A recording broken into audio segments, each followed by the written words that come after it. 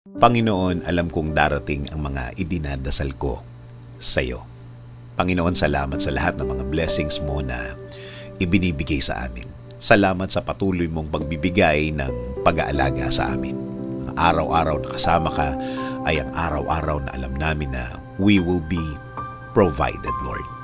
Alam po namin ang sitwasyon ngayon ay problemado pero hindi kami sa sitwasyon namin nakatutok, kundi sa inyo na, Panginoon namin, na kayang magbigay ng mga pangangailangan namin, Lord.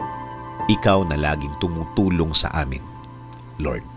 Alam namin na hindi na magtatagal ang aming sitwasyon at makikita at marireceive na namin ang mga bagay na ipinagdadasal namin na magbabago ng aming mga kinakaharap ngayon. At alam namin, hindi na magtatagal yun, Panginoon.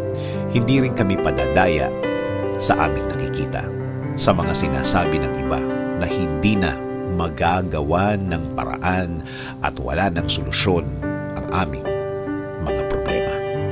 Na ito daw ay mas lalala pa, na ito daw ay mas gagrabe pa, na kahit na daw ano ang gawin namin, ay wala ng pag-asa pang mabago ang mga nasa harapan ko, Panginoon.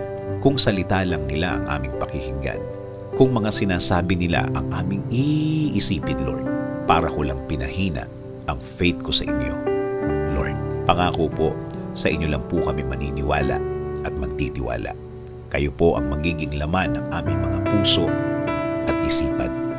Sa salita nyo lang kami maniniwala at hindi ang sa kanila.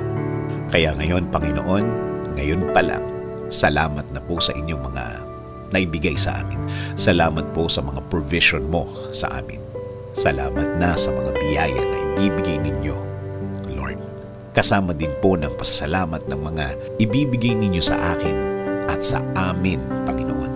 Alam po namin na ang mga bagay na ibibigay niyo sa amin ay hindi na magtatagal. Hindi na magtatagal ang aming pag-aantay. Salamat din po kasi alam po namin na hindi lang kami ang ibibless nyo. Kasama na po ang aming pamilya. Sila rin po ay makakatanggap ng biyaya ninyo, Panginoon. Alam po namin na hindi nyo rin sila pababayaan, Lord. And Lord, please bless our country. Kayo na po, Panginoon, ang bahala sa aming bayan. Please bless our government officials, Lord. Lead them and guide them always. Provide them with more wisdom. Give them the strength that they need, Lord. Lord, maraming salamat sa lahat. Sa lahat ng inyong ibinigay at ibibigay sa aming sarili, sa aming pamilya, at sa aming bayan. This is our prayer. In Jesus' name, Amen.